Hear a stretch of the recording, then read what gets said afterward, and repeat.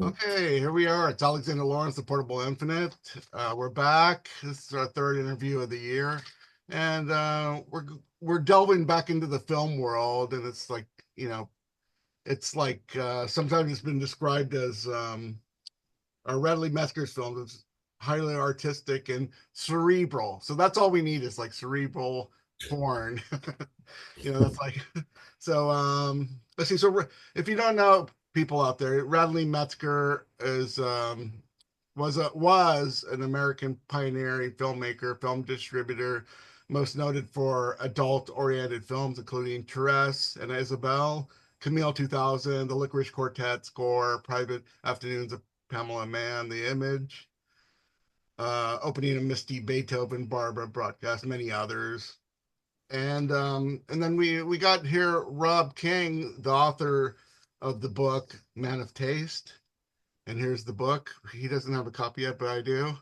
That happens sometimes in these the world of interviews. And Rob Rob King himself is a professor of film and media studies at Columbia University, the School of the Arts. He also wrote Hokum, which is about early slapstick, 2017, and Fun Factory, Keystone Film Company, and Emergence of Mass Culture. I guess it's the Keystone Cops you're talking about there.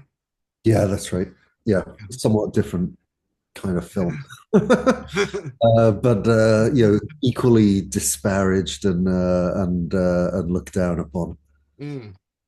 Yeah, so I mean, but it's like stuff I saw when I was a kid, like a lot of Keystone Cops and the R Gang, and you would see in America. And we're here with Rob King. And yeah, this seems like even like going back to your past history, it seems like this book about Bradley Metzger is just kind of sort of a weird off whatever sort of detour. and but you probably I mean, I when I was in college I took a class in film and literature, and we would watch like we would read D.H. Lawrence, then we watch the film version and kind of. So I guess you're in one of those departments where there's kind of Yeah. it's a mix between film and literature. I'm guessing.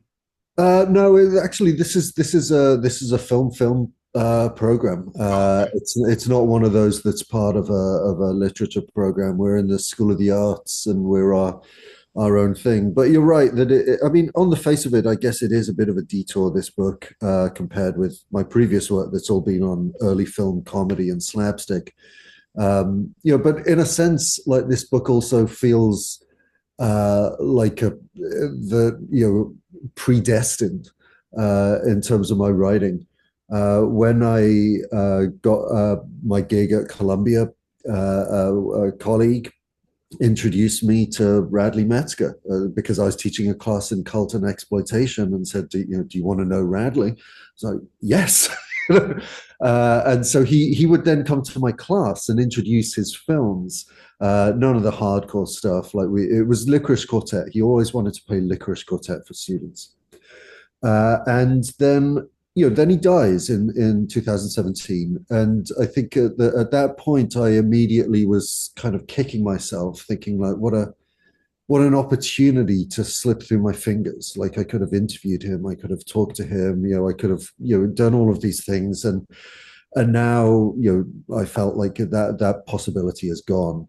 But I couldn't get rid of the idea of maybe trying to put together a book. And so Man of Taste is the result. But there was another kind of fortuitous thing that happened, like almost exactly at the point where I was starting writing. This was in the early pandemic. A whole bunch of, I noticed on eBay, a whole bunch of his stuff was like Yeah. on sale. So, and like by, and like $10 a piece, everything was $10. So I just bought everything that I could. I spent like $400, 500 like in one go, and like bought multiple items on eBay. And and so I was able to kind of look at that material as well, which included again for $10 a video cassette of Sins of Ilsa, feature film that he made, the last feature he ever made that he never released. Maybe like 3 or 4 people have seen it, and I have a videotape of it now. So it was a remarkable series of chance meetings, that led me to write the book. Yeah, there's a lot of interesting interviews with Radley Metzger online. Like some of them are. He was like was he on the Mike Douglas or Merv Griffin show? And then I listened to a lot of the Rialto reports, so they always mention him all the time. So is a lot of his, besides the eBay find, was there a lot of archives of Radley Metzger out there? And No. That's the thing that when you study the study of pornography is very different from studying the history of other kinds of film. If I wanted to study the history of a film made by MGM, I know exactly where to go, and there's going to be all of the script files, the censorship reports, all of that kind of stuff. Go to the Academy Library in Los Angeles, go to USC, and I'm done. That kind of stuff doesn't exist for pornography, though. Because obviously, as a highly disparaged form of filmmaking, like these institutions, like the Academy Archive, they're not reaching out to to the production companies like, can we please have your documents? And those documents aren't being saved anyway. They turn into trash. They're being disposed of, and so on and so forth.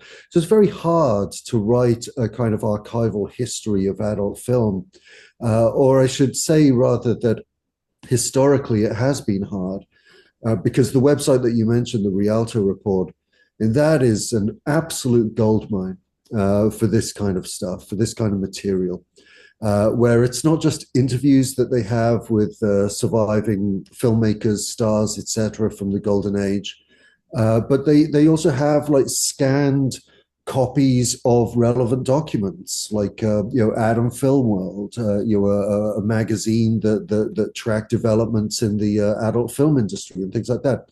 So I think the Rialto report has done an amazing job in making this kind of historical writing possible, whereas previously it was very, very difficult. Yeah, I got interested in it. Besides the Rialto report and I met some of the actual people that were in, like, a lot of when I lived in San Francisco in the early '90s. Like Jamie Gillis must have lived like next door to Oh. me. So I used to like see him. I go, so I saw him about 3 times. I go, that must be a lookalike. And then I actually was introduced to him. I go, oh, that's Jamie Gillis. Okay, it's the guy that's all from the films. And Sharon Mitchell lived in San Right. Francisco for a little bit. Some other the porn stars, some of the later the VHS era were there.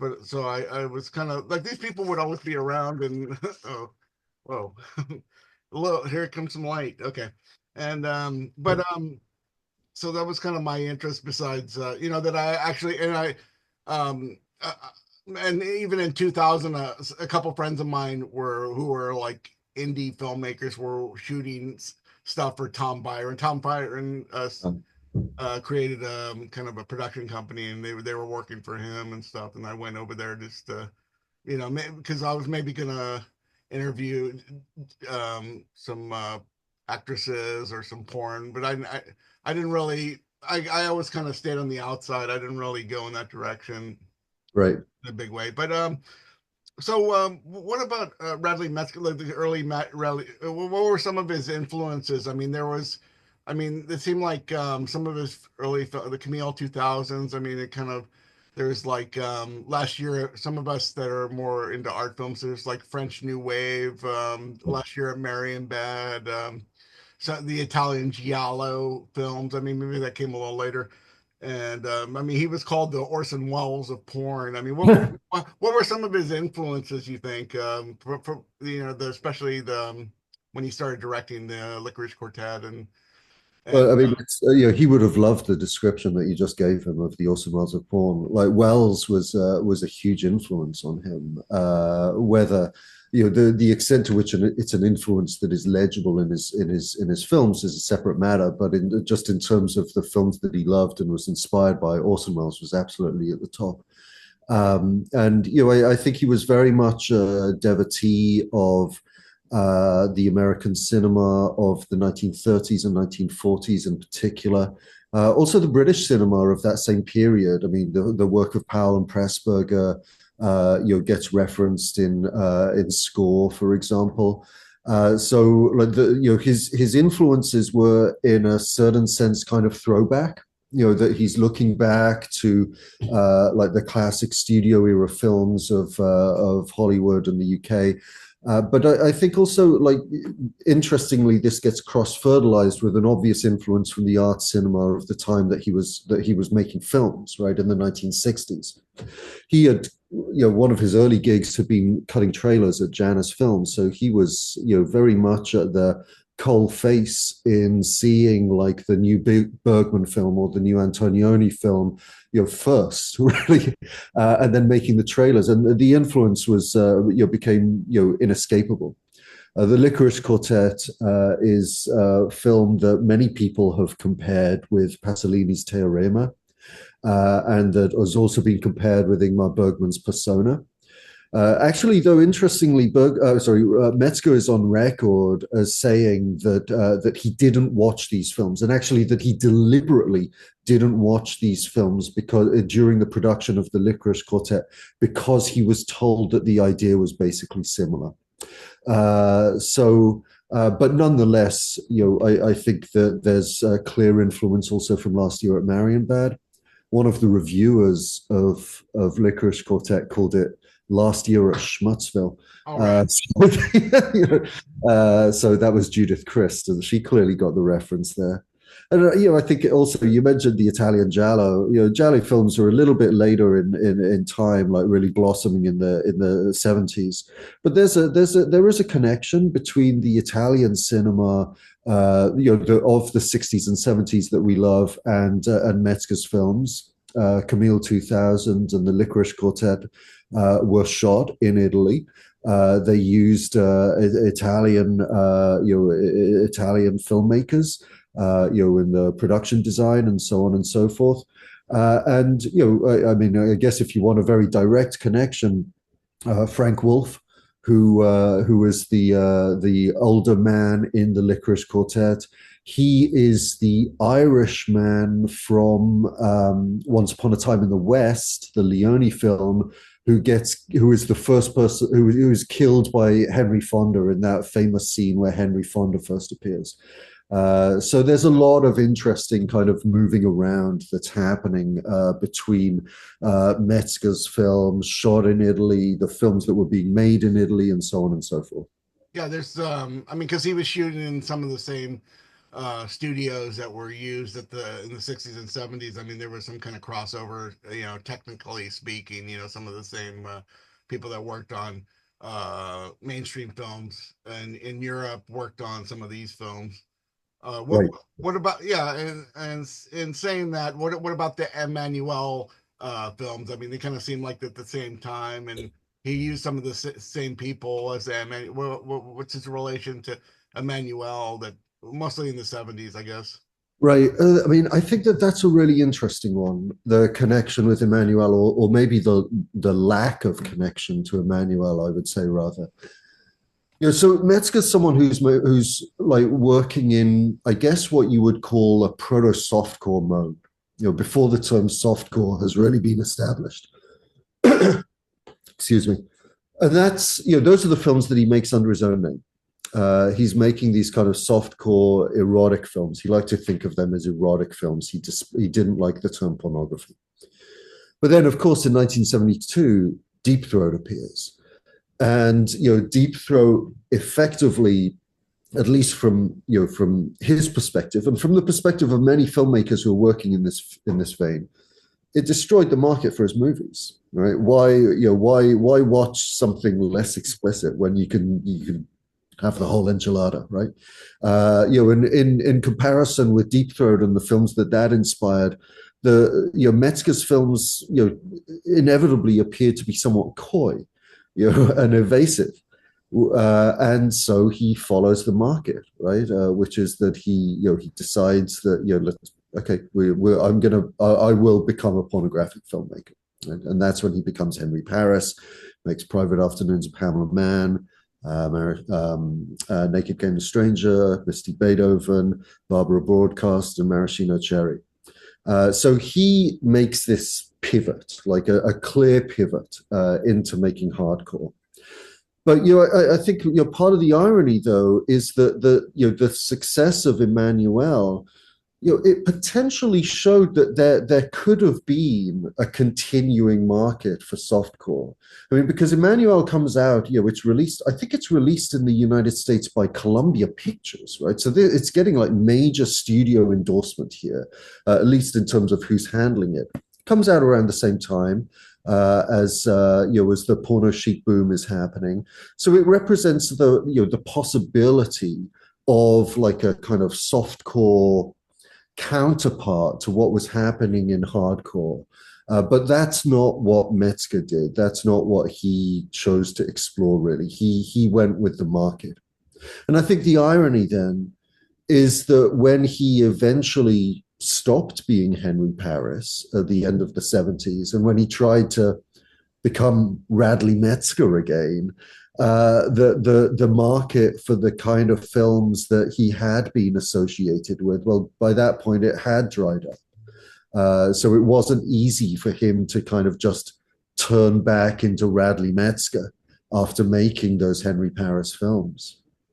Yeah, there were, and in the 80s, I mean, we had like cable TV and Yeah. pay-per-view kind of came along, and so and there would be some kind of Playboy TV and a little bit of softcore. Yeah, exactly. I mean, that's where softcore ultimately ends up being sustained in the cable market that emerges in the late 1970s, but a very different kind of softcore to that which Metzger specialized in. His kind of, as I mentioned, his kind of more, let's say, conservative tendencies to look back to the 30s and 40s as a golden age of cinema. And his fondness for making literary adaptations, etc., etc. That's not something that you see carrying over into like the softcore era on cable TV. And then, of course, you get like a real softcore boom happening in the 1990s. By the time you get Cinemax and so on and so forth, which I think would be the second softcore boom. Whereas what Metzger did in the 60s is really the earlier cycle. Yeah, so I mean, I just wanted to think about like the whole movement from film editing to directing. I mean, we now have this movie Nora that won the Academy Awards, Right. and Sean Baker. I mean, that's kind of where he came. He was like a film editor and director, kind of, and that was kind of like Radley Metzger's. He started out, for Janus and doing trailers and film editing and inserting hardcore into softcore films and stuff. What do you think of the whole? I mean, and I guess that William Friedkin and Coppola might have been film editing before they became fully into the director mode. So what do you think of that whole movement and process of that going from that is your background? Well, it wasn't like this straightforward trajectory where he wants to get into film, he gets a gig as an editor, then eventually he's a director. Rather, it was more of a back and forth. He had, in the late 50s, he worked as co-director on an indie New York film, Dark Odyssey, that he made, that he co-directed with William Kyriakis. It's not a sex film at all. Softcore, hardcore, nothing. It's a drama about a Greek immigrant and the immigrant community in Washington Heights. It's a neighborhood that Metzger knew very well. And so they completed that film, and they couldn't get anyone to distribute it. That became a real problem. That he eventually saw distribution of the film in, I think, 1959. I'd want to check that though. And just like for a few weeks at a small theater in Times Square that showed Greek language films. And so his decision was that what he realized from that experience was if I want to be a filmmaker, then I'm going to need to make films that have like an obvious sellable appeal, right? And his realization was that means either horror movies or it means sex movies. And his decision was to go with sex movies. Right, but during that period, when he had already made Dark Odyssey and was trying to get it released, that's when he was working for Janus Films. That's when he was doing some of the editing gigs that he took up during that time as well, including working for, he edited the actor Walter Mattau's only directed film, which is like a thing called Gangster Story. So again, it wasn't this straightforward trajectory from cutting trailers to editing to directing, but it was rather a back and forth as he was trying to get his directing career started. Okay, so I don't know. I don't know if I mentioned it before, but one of the first books I worked on was the Grove book here with Barney Ross, and part of the Barney Ross story is they start, because they got kind of because of Evergreen magazine, and later in the 60s they kind of acquired a film, especially I Am Curious Yellow, and which was similar to Metzger distributing I, a Woman. It was almost at the same time. Yes. And Yeah. what happened with Grove is like they kind of expanded. I think they had a couple Godard films. One was the Weekend film. Uh, Mm.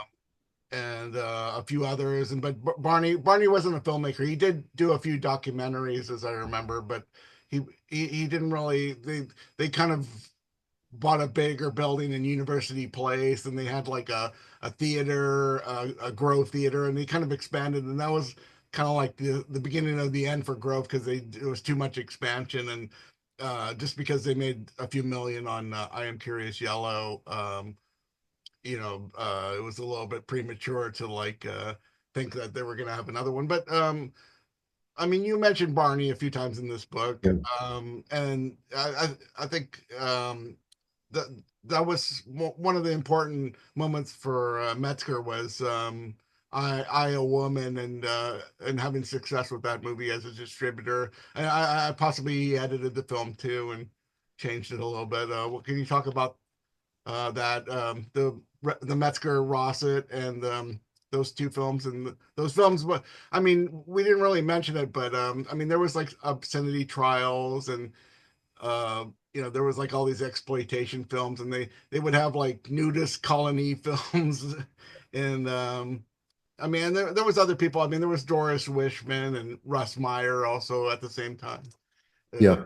and And I think it's really important to bring up Barney Rossett, because that allows you to draw a distinction between what was happening in sexploitation on the part of filmmakers like Doris Wishman or the Findleys, for example, the Amera brothers, versus what Metzger was interested in. I think that Metzger really wanted to be in that same cultural space that Barney Rossett was in. But with film instead of literature.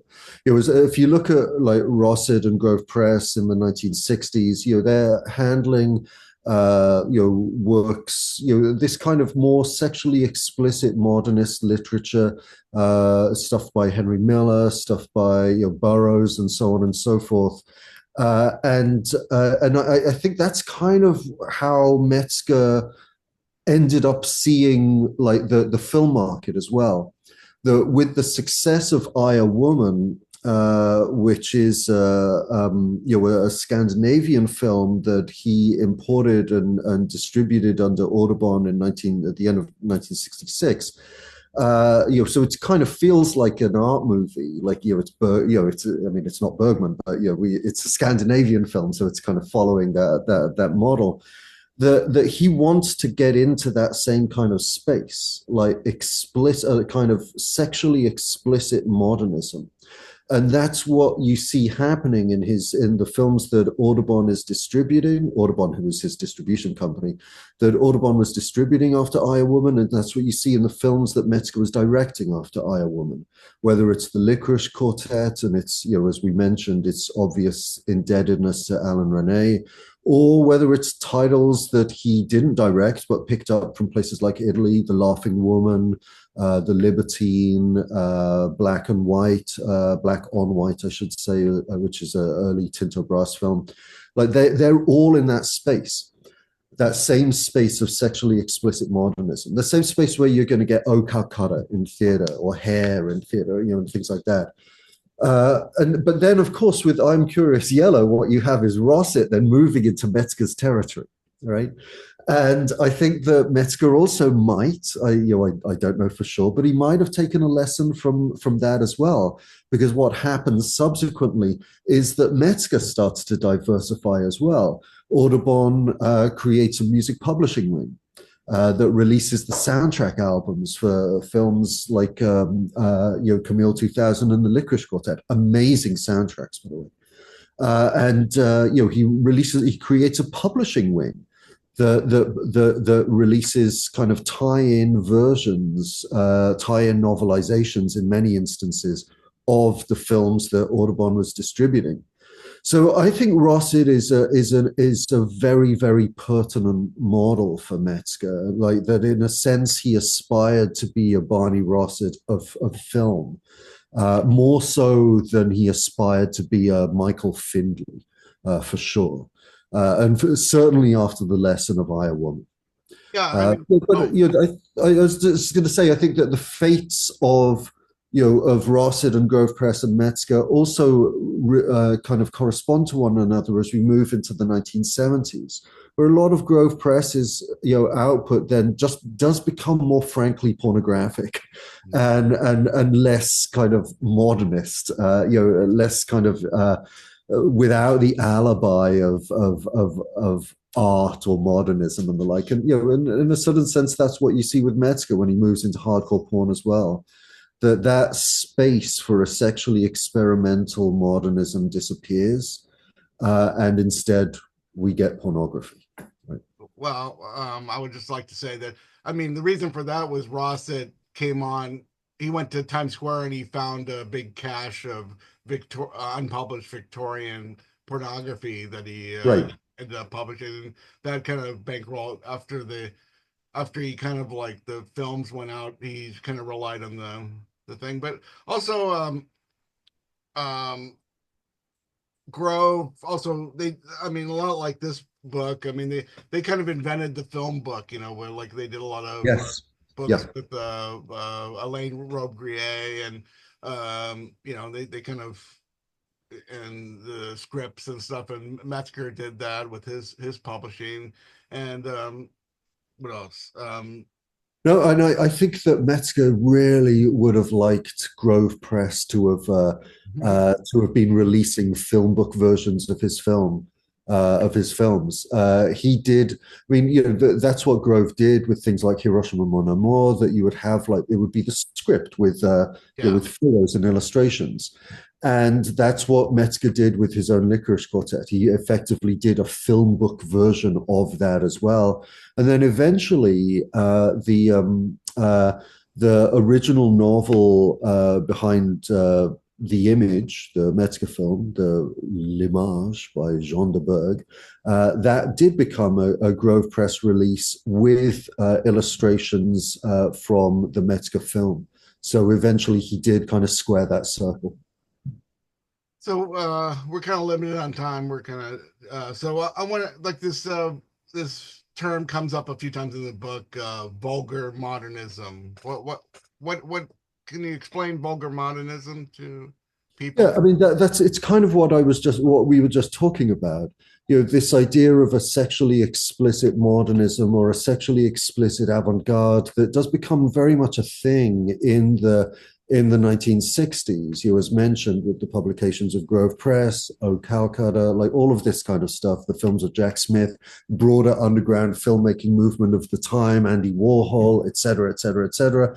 That's vulgar modernism. And that, I think, post I, a Woman, that's what Metzger ended up aspiring to until Deep Throat effectively cut off that market. Like vernacular modernism, and this is a point made by Lauren Glass in his book on Barney Rossett and Grove Press, from whom I derived the term as well.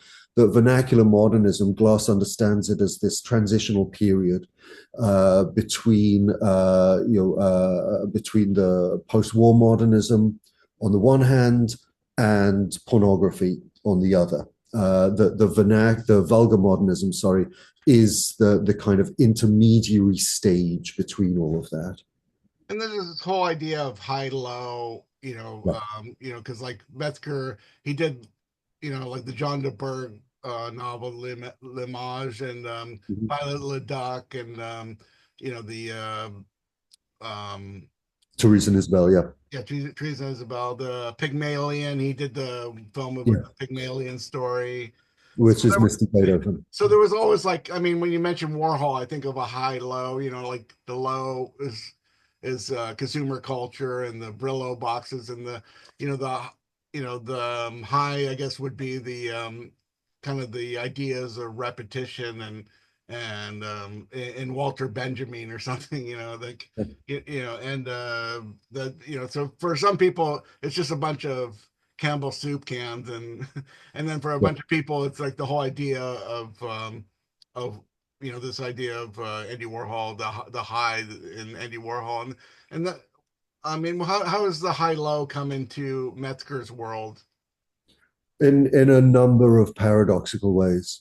I think that Metzger was very much committed to that sense of like that binary, like high and low.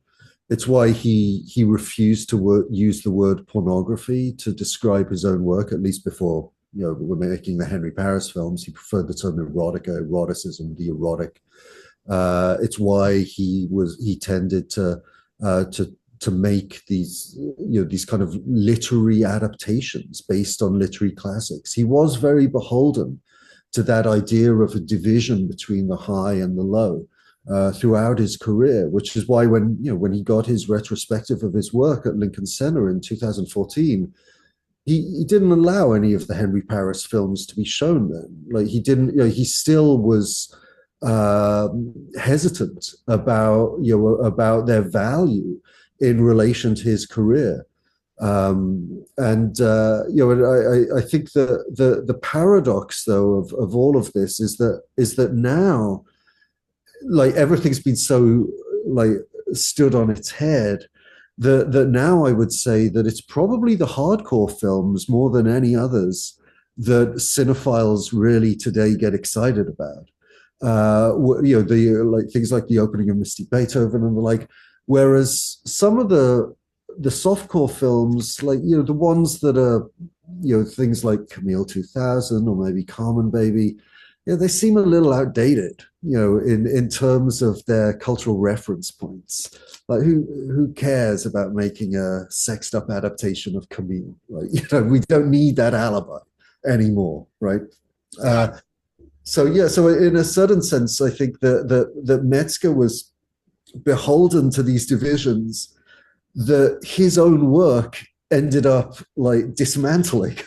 And that is one of the interests to me in interesting things about his work to me.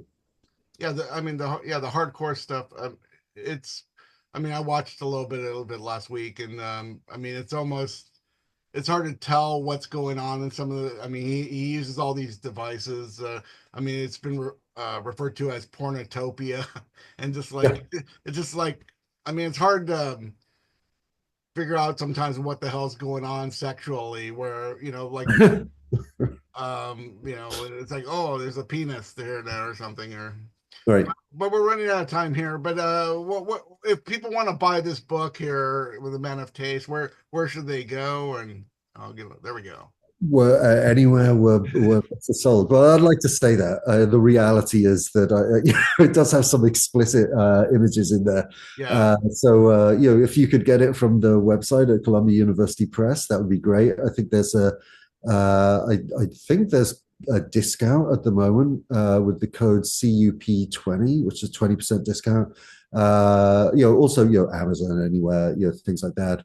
But yes, and obviously the films they're still available.